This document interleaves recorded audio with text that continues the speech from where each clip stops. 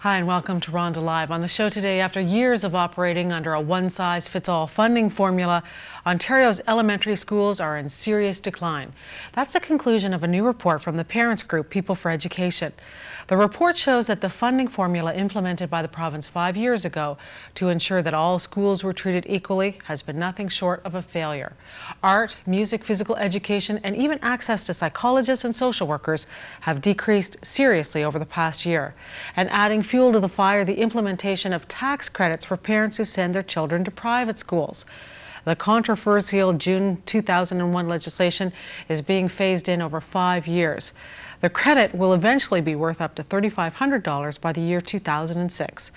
Many contend this takes money away from the public system. Today on the show, we'll explore the issue of choice in education and hear some very different opinions. It's a show no parent can afford to miss, so stay tuned.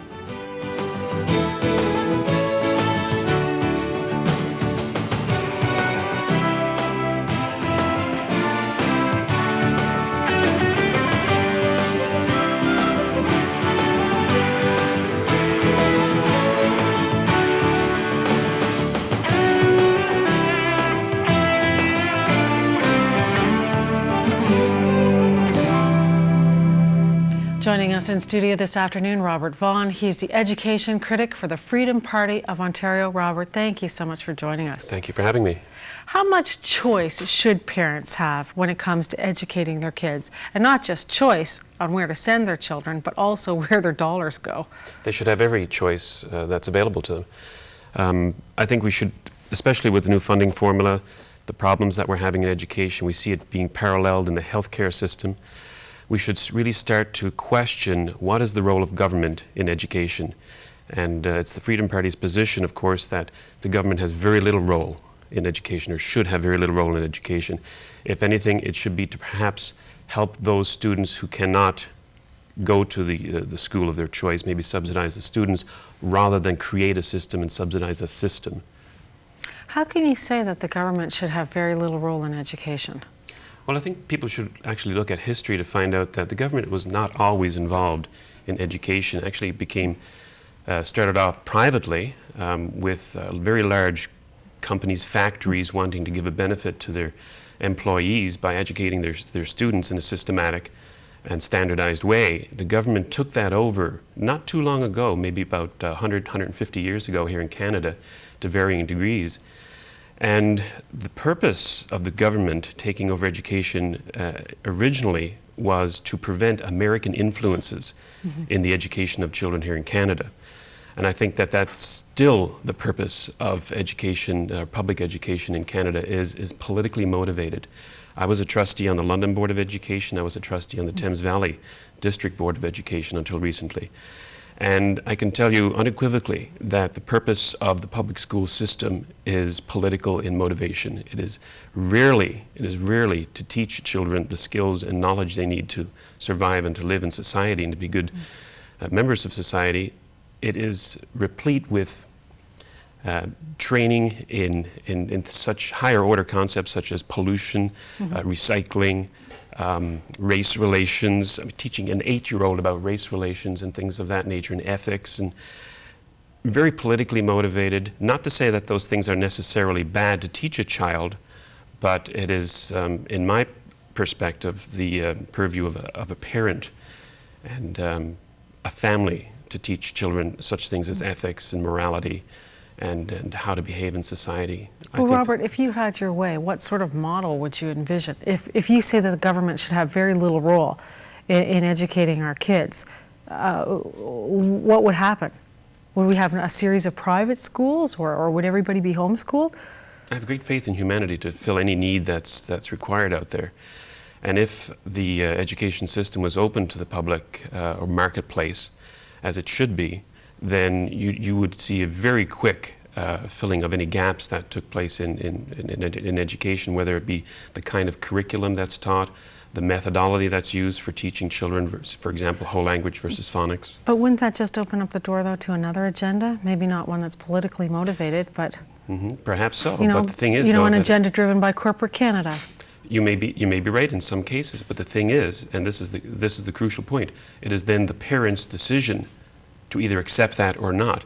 And if the government has any role, for example, if the government still continues to collect education taxes, we believe that those taxes should be directed to the school that is that the parent decides to send their children to. If they want to go to XYZ Corporation's school, then their tax money should go to fund their children's education in that school. If they want to go to a Christian school, likewise. If they still want to go to a publicly run and curriculum-guided school, then sure, their taxes should go there. And there will still be a lot of people who think, and it is their choice, that the government should be offering a school system, teaching, for example, whole language or teaching the ethics of Dalton McGuinty.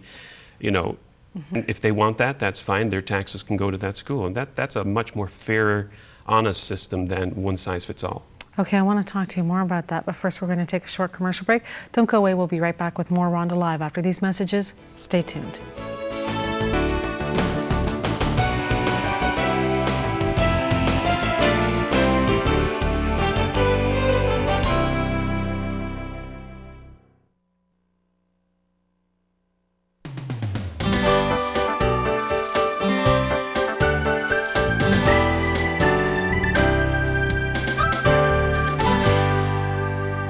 Welcome back to Rhonda Live. Today we're talking about choice in education. We're joined in studio by Robert Vaughan. He's the education critic for the Freedom Party of Ontario.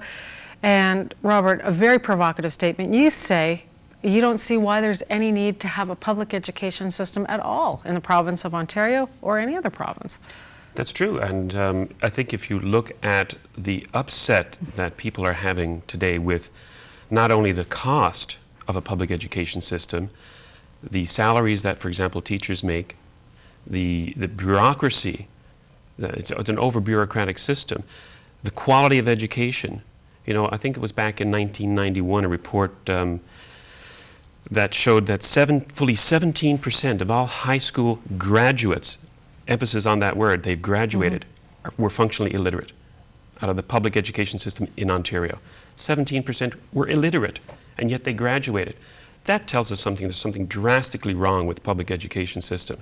If parents had choices, if teachers had choices in the way that they should teach, in the curriculum that's taught, we're not just talking about choices for parents or students, we're talking about choices for teachers as well. Because right now it is one size fits all, and you have to go through a set standard college curriculum which tells you that you must teach whole language methods, you must teach this, you must teach that. The government dictates what has to be taught. By the way, I don't necessarily, and the Freedom Party doesn't necessarily object to provincial standards to get a high school diploma. I think that's probably a good thing. The thing is... Because don't you need some sort of uniformity? No, as a matter of fact, I like diversity. As a matter of fact, aren't we all taught that diversity is great? I believe it. I don't think one size fits all. Yeah, but there's a certain core of skills that any child is going to need to succeed in the real world.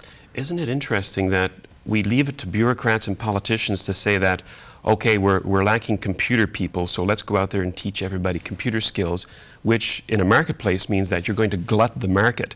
And then all of a sudden, everybody has a diploma in computer science, which makes that diploma worth less in the marketplace because an employer can go out there and pick and choose an employee. It's no longer a valuable thing. But yet it keeps everybody's options open, though.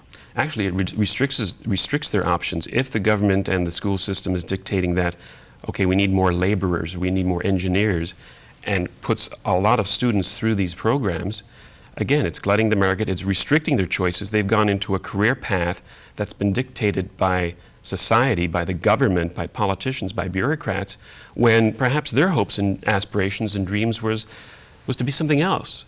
And yet they're geared to go elsewhere out of the dictates of the government.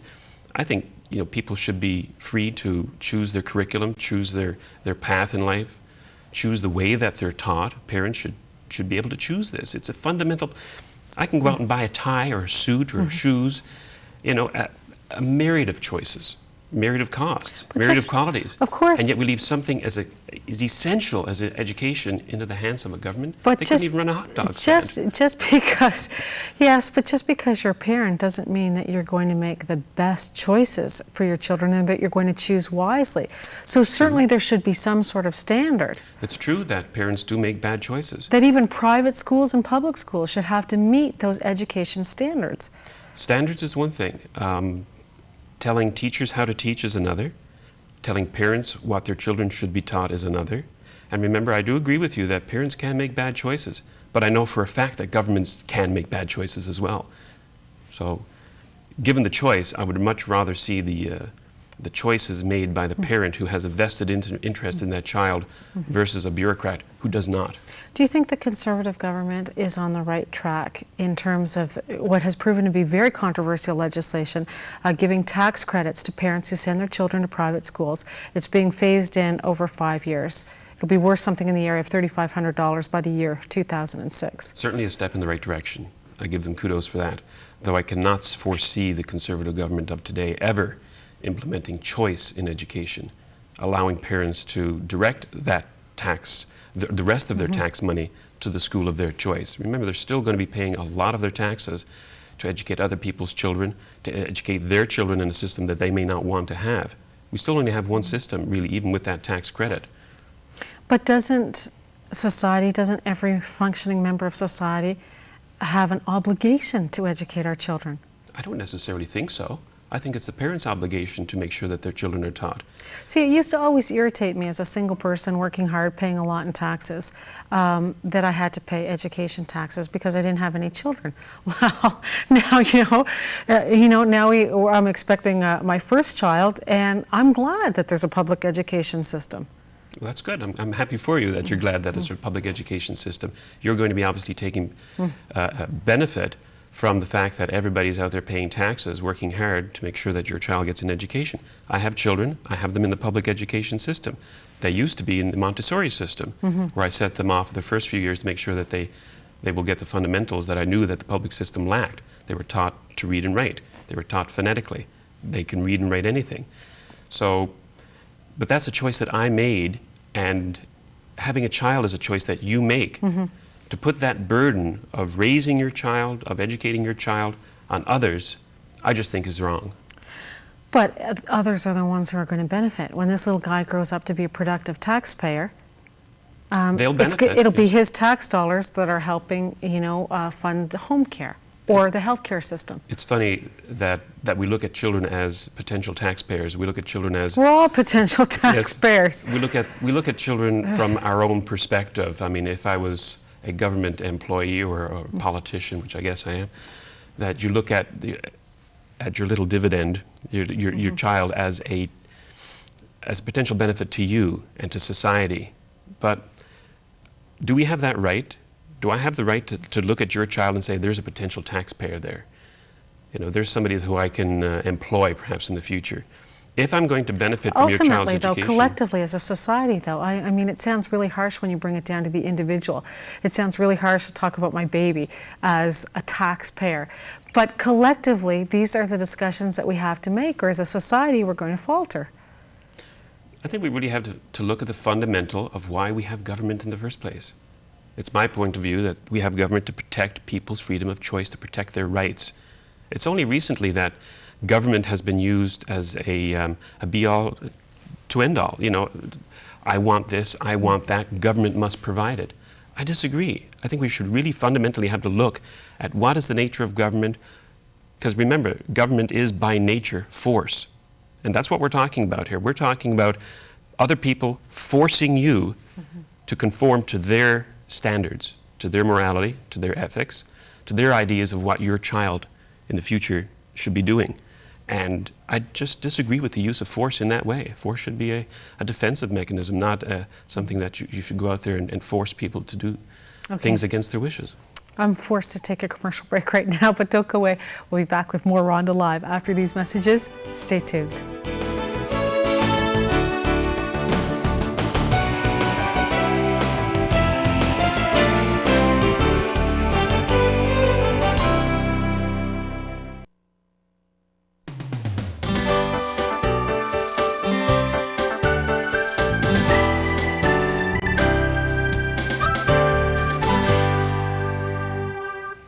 Welcome back to Rhonda Live. Today we're talking about choice in education. We're joined in studio by Robert Vaughan. He's the education critic for the Freedom Party of Ontario. And you say it's important to remember, first off, you don't like the government meddling in the education system at all. Very provocative statement. I'm sure it shocks a lot of people. But you say we need to remember what the role of government is in the first place. Have we lost sight of that? Oh, we lost sight of that many years ago. The role of government, remember in history at least, was to protect people's freedom of choice, their freedoms, their individual rights.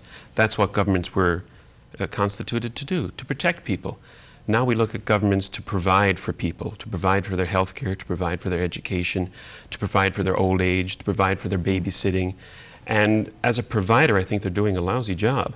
As a protector of individual rights, they're doing a lousy job because now they've got so many tasks foisted on their shoulders that they can't even do the simple tasks that they were constituted to do in the first place. So what do you see in terms of education? What would be ideal? That we wouldn't pay any education taxes at all? We wouldn't have a public education system, but parents would just pay tuition? Freedom of choice, I think, is the ultimate goal in any aspect of a person's life. I should be able to, as a parent, and you should be able to as a parent, send my child to whatever school I chose without being penalized by having to tax me to send some other child to a school that I may object to. Mm-hmm. That's the ultimate. And I don't necessarily object, like I said before, to the government outlining standards by which a high school diploma will be awarded. For example, if they can say that in order to get a government or a high school diploma, you must meet these standards. That's not to say that everybody out there wants a high school diploma, but there's nothing wrong with the government dictating that.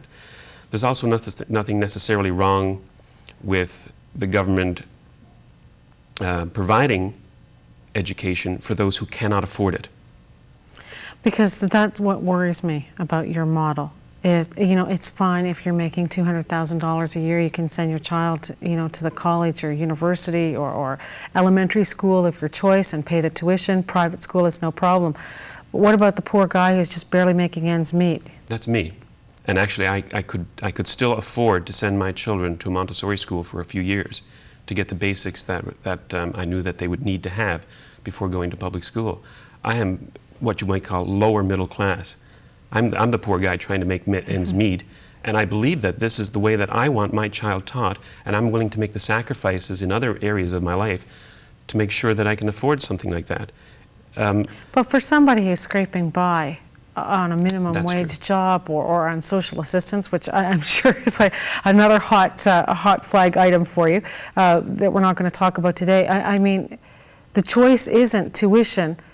Tuition or maybe that trip to Disneyland. The choice is tuition or groceries. Then I see nothing wrong with the government stepping in to help subsidize that child. Not subsidize an entire system. Subsidize it to the tune that 1/3 of our provincial taxes are going to something like that. That's outrageous. You know, so should you have the choice then in this model? Should you have the choice, regardless of your income, to send your child to Upper Canada College if you want? Where the tuition is, I believe, something in the area of $20,000 a year?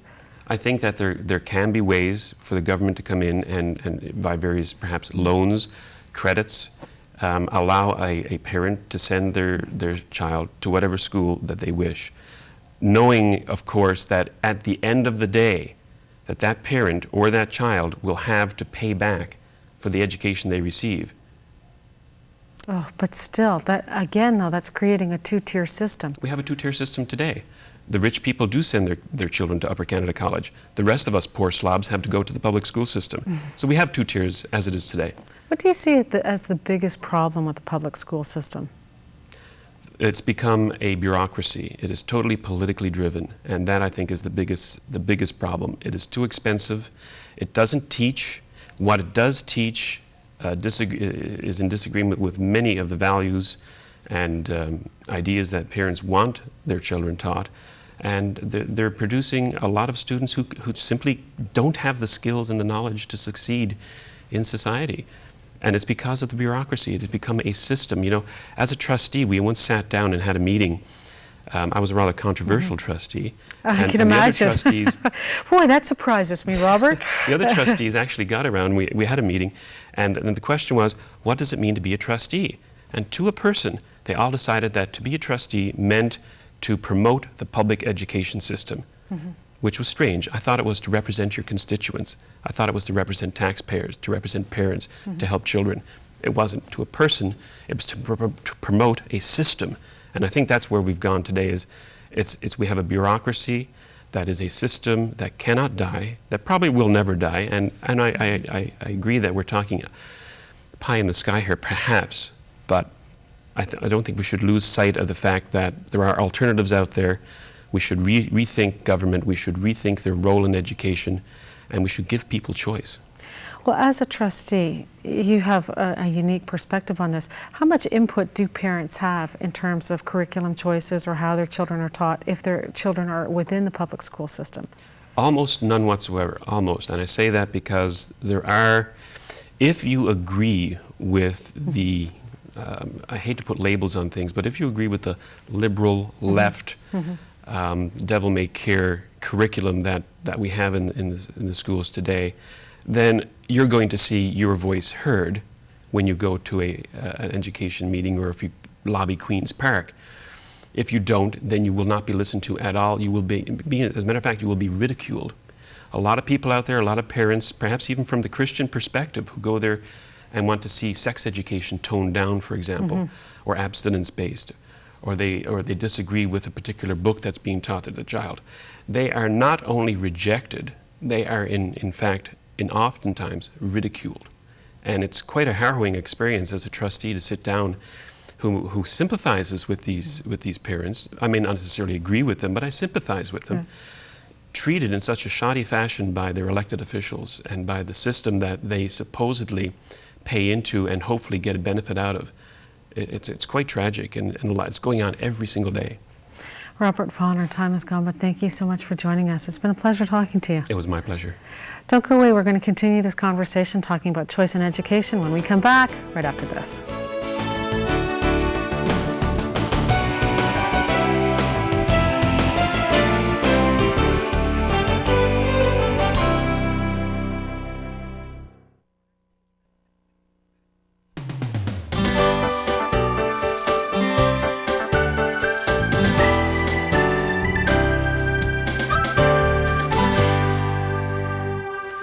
Welcome back to Rhonda Live. The question we're asking today, or the topic that we're talking about, is choice in education. Joining our conversation, John Vanasselt. He's the Director of Communications for the Ontario Alliance of Christian Schools. John, thank you so much for joining us. Nice to be here. Obviously, you feel that the Conservative government is taking a step in the right direction with this fairly controversial piece of legislation brought in last June, wherein people who send their children to private schools can get tax credits. Yes.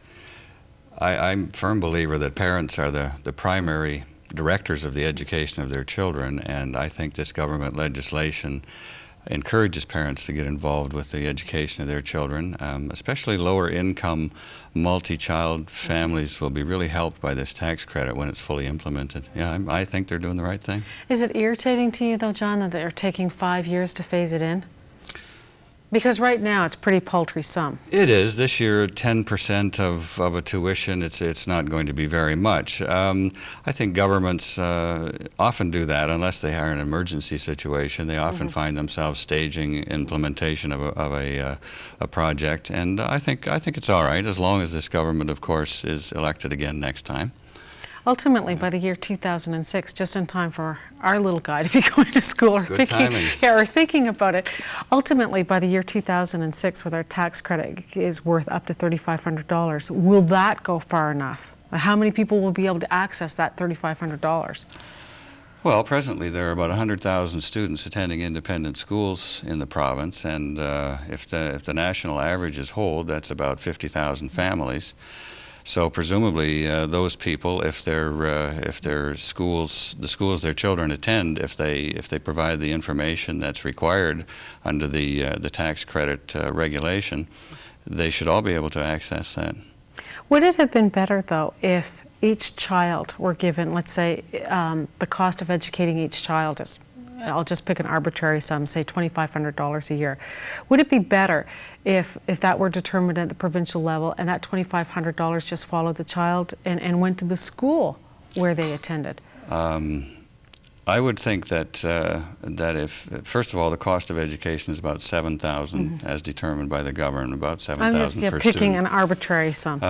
But I think if the money goes to the school, it leaves the way open for the bureaucracy to control what goes on at the school. I think the parents need to be in charge of what happens at the schools. The parents are on boards and the committees that make these kinds of decisions in local schools. And I think it's appropriate to go through the family, through the parents, for them to make the appropriate choice. The way the tax credit works, the parents have to make the commitment, have to pay out the money in the year prior to the time that they get the tax credit back. So there's a serious commitment on the part of the parents taking place here. Why do you suppose so many parents are willing to make that financial commitment? Are people disillusioned with the public school system?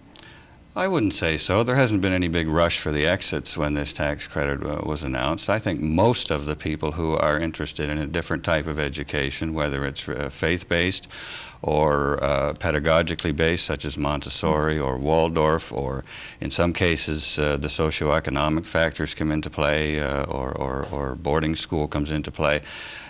Many of those people have made that decision anyway, and many of them, even at the lower income ends, will make the sacrifice, will make that choice, irrespective of whether this tax credit's there. I'm not sure disillusionment with the public school is the primary issue. It's more parents believing that they ought to have the primary direction in the education of their children. Why is that such a controversial concept? It seems pretty basic. Maybe historically in Ontario, government has sort of told us that Ontario is the great place that it is because of the public school system that we've had over the last 150 years. I'm a graduate of the public school system myself. I think that there's a myth that Ontario and public education are inextricably tied together, that Ontario can't go forward unless public education is the only system that's available. I would tend to disagree with that. I would agree with your prior guest that education is about diversity and choice rather than uniformity and conformity. Ultimately, though, do you see that we do have a need for a public school system? I think there's a place for public schools. Yeah, Robert Vaughan says he doesn't see any need for it at all. John Stuart Mill said, state education, state-sponsored education is fine as long as it's one choice among many, and that's basically the position that I would have, that as long as parents are free and supported in making the choices that they make, I think there's a role for public education, yes, I do. What would you say, though, to critics, and there are a lot of vocal critics of the tax credit system, that say, you know, you're just taking money away from the public school system, and all we hear about, it dominates the news almost every day, is about how underfunded the public school system is, how strapped for cash they are? Basically, those are decisions that are made at government. Governments can decide how to spend your and my taxes any way they see fit. It's not a matter of this small amount of money that we've mentioned coming to this tax credit as being somehow tied to the deterioration of another system. I don't think there's a connection. If governments see fit to increase funding in health or education or highways or wherever they see fit, it'll happen. The two aren't tied together. Ultimately, do you think the emergence of stronger private schools, if this tax credit ultimately, maybe by the year 2006, if it strengthens some of their curriculums and programs because they have more funding, or parents are able to pay higher tuition because they're getting the tax credit, ultimately, do you think it could be good for the public school system because of increased competition? Well, in a number of American states, which is where there seems to be the most study about it, scholarly research on it, it seems that where there is competition, all schools tend to pay more attention to the needs of their customers, the students, and the parents. So it seems that there's a positive benefit that way as well, sure. John, what is your perspective on this? Do you think the public school system is trying to do too much in terms of what I call social engineering, getting into what Dalton McGuinty has called, ethics teaching? I'm not sure that I want the public school system teaching my child ethics. Surely that should be the domain of parents. Well, I think that's a perfect argument for school choice. If you wish your children to be taught certain ethics in complement with what you teach at home, then you should be supported in the choice of school that teaches those ethics with which you agree. The problem, of course, is whose ethics are going to be taught in this large system that 95% of our students attend in the province. To me, it's a perfect argument for school choice, government-sponsored school choice, so that you can choose the kind of school that best supports the values, traditions, beliefs, and ethics that you teach at home. Because how difficult is it if you're trying to teach your children one thing, and that's constantly being undermined, the 6 or 7 or 8 hours that they spend in the classroom? I would think that's completely counterproductive and confusing to the children. In many ways, you know, Edgerton Ryerson, in spite of the fact that he might have been trying to set up a system that in some ways I might have agreed with 150 years ago, he was setting up an antidote to the family. Basically, the public school system was going to remove all of those rude and crude and boorish things that all of these immigrants were bringing to this country, and he was going to create good little citizens that all believed the same kinds of things. There's an efficiency factor and a conformity factor there that I resist stringently. And again, it speaks to me to the notion of choice. Parents ought to be the primary directors of the education of their children, and government should support the choices they make. Ultimately, with the Conservative government going ahead with a tax credit, does that answer one major concern that you may have had a few years ago when you were pushing for some sort of financial relief for parents who elect to send their children to private school? The idea that once you start getting public funding into a private school system, then there's that push to erode away the curriculum or to have public influence. The tax credit is at arm's length from the school, which is appropriate. It goes to the parents, and as I've said, the parents have to make the prior commitment. They have to pay the money before this comes to them. And the requirement of the school, the accountability requirement, is to be able to show to parents especially, and to anyone who needs to know, that this school is providing an education that meets certain standards. I have no difficulty with the notion of certain comparative mechanisms to show that, especially at the elementary grades, all students in this province should have basic skills in reading, writing, arithmetic, maybe computer literacy these days, I'm not sure. Comparative mechanisms are good things. We have no difficulty with government saying there should be standards, and we should be able to measure whether students are reaching those standards. John Van Asselt, our time is gone, but thank you so much for joining us. It's always a pleasure talking to you. Nice to be here. Don't go away. We're going to continue this conversation on choice in education right after these messages. Stay tuned.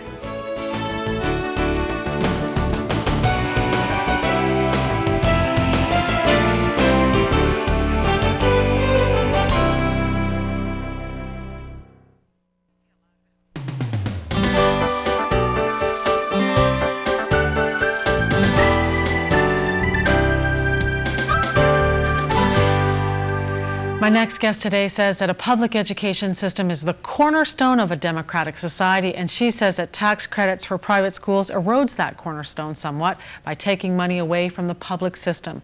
We're joined in studio by Emily Noble of the Elementary Teachers Federation of Ontario. Emily, thank you so much for joining us.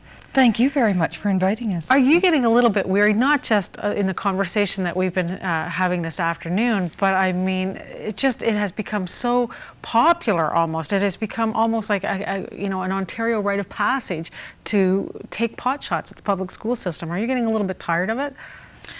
Yes, I am. At the same time, I recognize in your introduction you talked about the cornerstone. A cornerstone of a democratic society is that we do have the democratic right to express our opinion.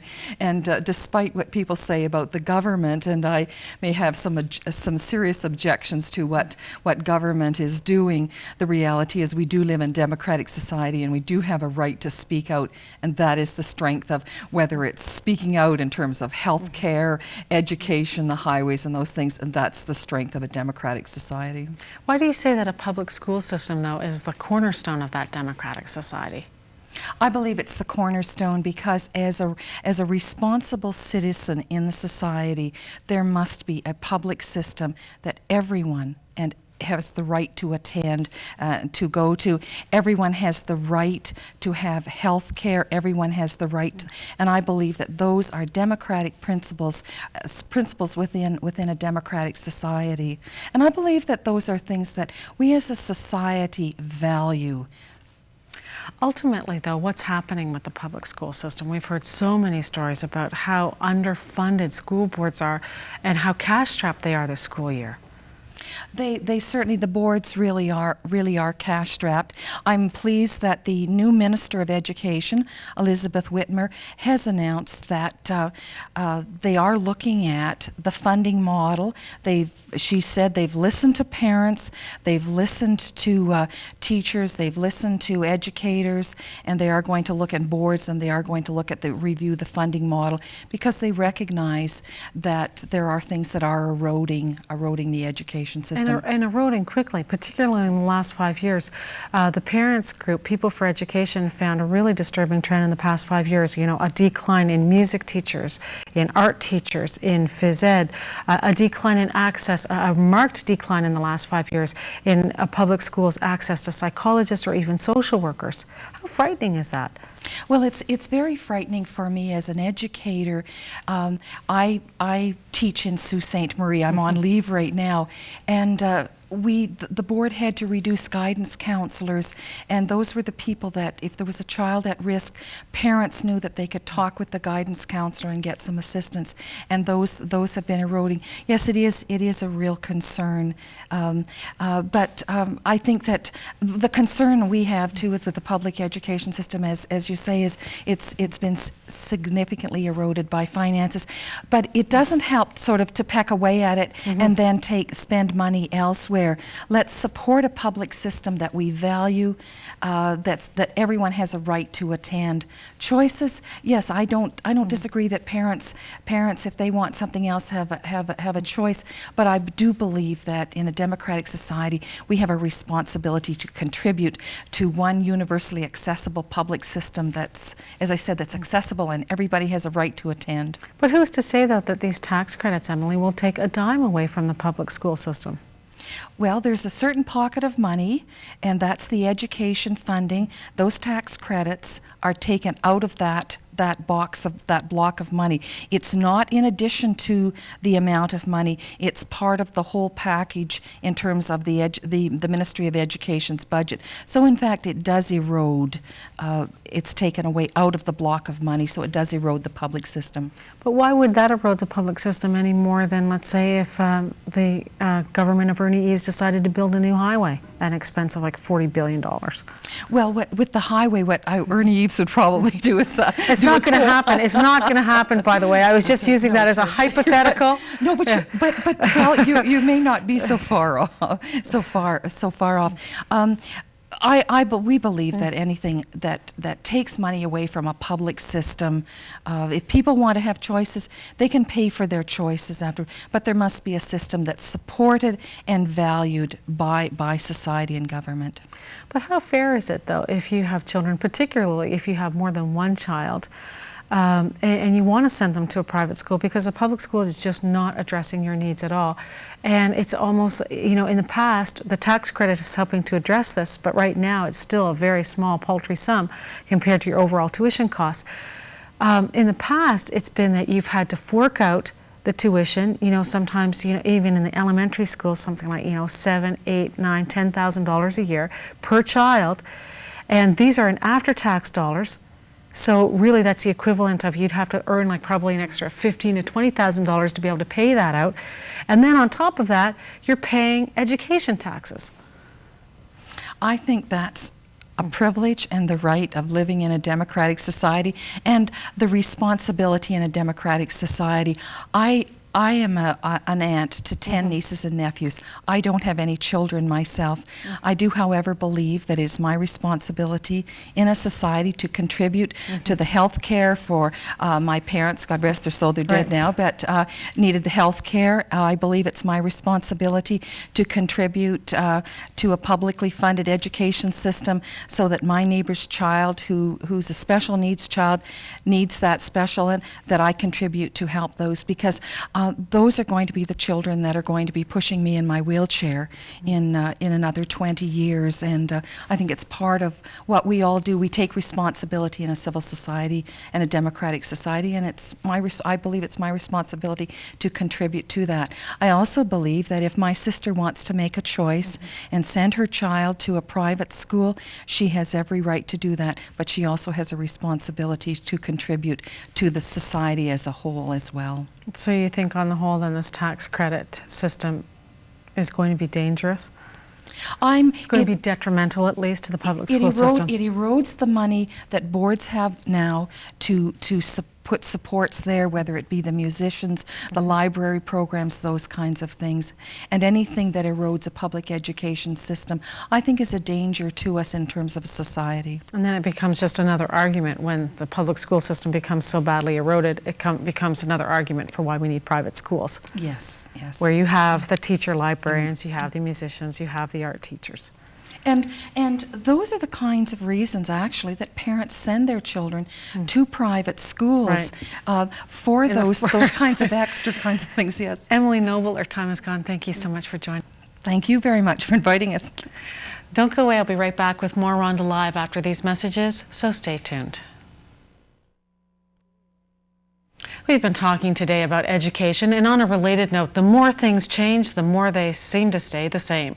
Career opportunities may have expanded in a high-tech world, but young women are being passed by. CNN's Kathy Slebogan tells us why. They used to call it vocational ed. Today, it's career education, and it's nothing like the shop and home ec classes baby boomers remember. Career education today is often highly technical. Students are often college-bound. But one thing hasn't changed much. The ones doing hair and painting nails are girls. The ones wiring cars and computers are boys. There is the kind of sex segregation in career education programs that most people thought we had laid to rest 30 years ago when Title IX was passed. The National Women's Law Center found that despite Title IX, across the country, girls are clustered in classes like cosmetology and child development, while boys dominate classes in high technology and high-paying fields. The all-girl classes aren't going to have the high technology equipment. They're not going to have the math and science programs. They're not going to be trained for the kinds of jobs that are going to have good wages and good chances for promotion. Chantilly Academy in wealthy Fairfax County, Virginia is a model for career education, offering state-of-the-art classes like this one in network design and engineering.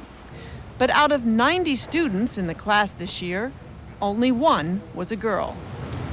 Visitors have come here from all over the world, and invariably they've looked in these technology classes and said, "This is great.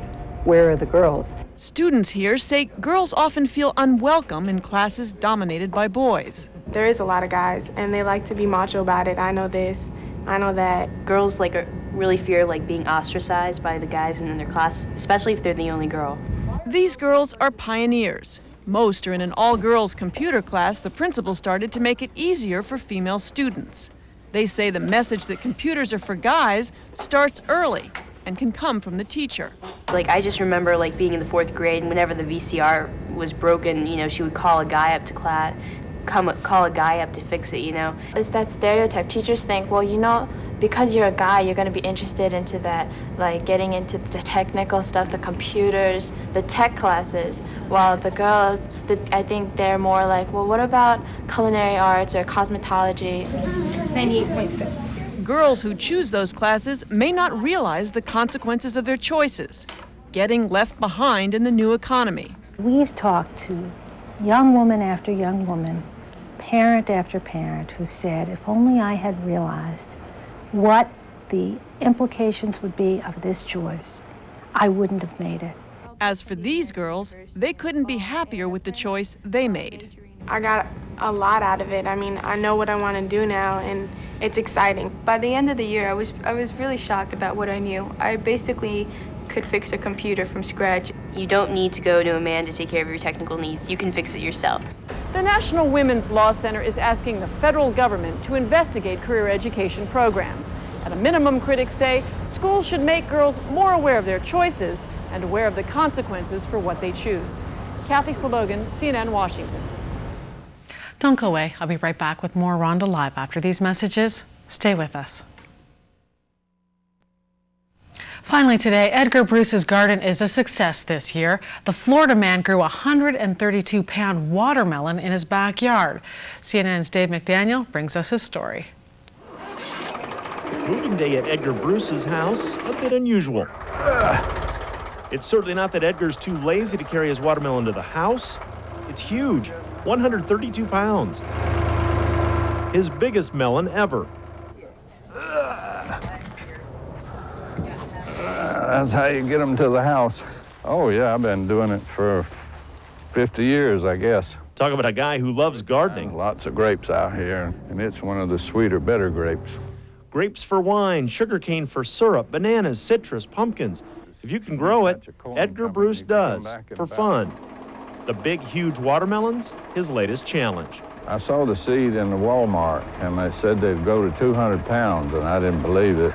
But I've heard of watermelons that would fit all the way across the back of a pickup truck. Never seen one. After retiring from the railroad, I tried to grow the biggest one. I'm shooting for 150 pounds, but I don't know what I'll make it. And I save the seed out of the biggest one every year and then plant it next year. We use that for our Christmas picture and send it out to everybody. That was his previous biggest, a mere 126-pounder. That's grandson Joshua next to it. He rents the biggies are for show, the smaller ones taste far better. Growing monsters, the challenge. Edgar gets so consumed with his gardening that a lot of times his wife can't get him to come in the house. But he knows that's his clue to come home. We checked to see if Florida has a state record melon. Nobody keeps track. So for now, 132 pounds seems pretty stout. Well, that's our show for today. Thanks for watching. I'll be back here again tomorrow starting at 2. I hope you'll join me. In the meantime, have a great afternoon.